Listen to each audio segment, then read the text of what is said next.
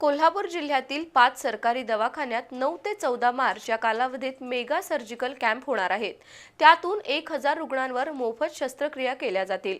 आरोग्य उपसंचालक डॉक्टर दिलीप माने यांनी पत्रकार परिषदेत याबद्दलची माहिती दिली। या मेगा सर्जिकल कॅम्पचा गरजूंनी लाभ घ्यावा असं आवाहन डॉक्टर माने यांनी केलंय। सार्वजनिक आरोग्य मंत्री आणि कोल्हापूरचे पालकमंत्री प्रकाश आंबेडकर यांच्या संकल्पनेतून तसंच रोटरी क्लबच्या सहकार्यानं मेगा सर्जिकल कॅम्प होणार आहे।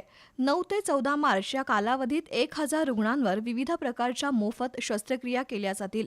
रोटरी क्लबचे तज्ज्ञ डॉक्टर शस्त्रक्रिया करणार आहेत अशी माहिती आरोग्य उपसंचालक डॉक्टर दिलीप माने यांनी दिली।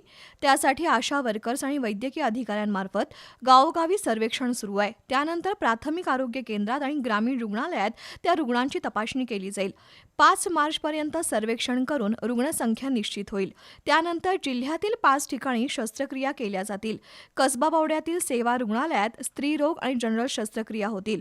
गारगोटीच्या उपजिल्हा रुग्णालयात स्त्रीरोग, बालरोग आणि दंतरोग, गडिंग्लजच्या उपजिल्हा रुग्णालयात कान, नाक, घसा, प्लास्टिक सर्जरी बद्दलच्या शस्त्रक्रिया होतील।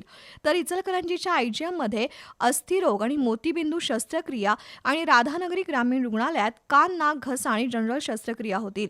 त्याशिवाय हर्निया, अपेंडिक्स, काचबिंदू, प्रोस्टेट, टॉन्सिल, थायरॉइड, सांधेरोपण, फिशर, भगंदर, चरबीच्या गाठी आणि पित्ताशय याबद्दलच्या शस्त्रक्रिया सुद्धा केल्या जाणार आहेत। रुग्णांना दवाखान्यात नेणं आणि परत आणून सोडण्यासाठी वाहनाची व्यवस्था केली जाईल।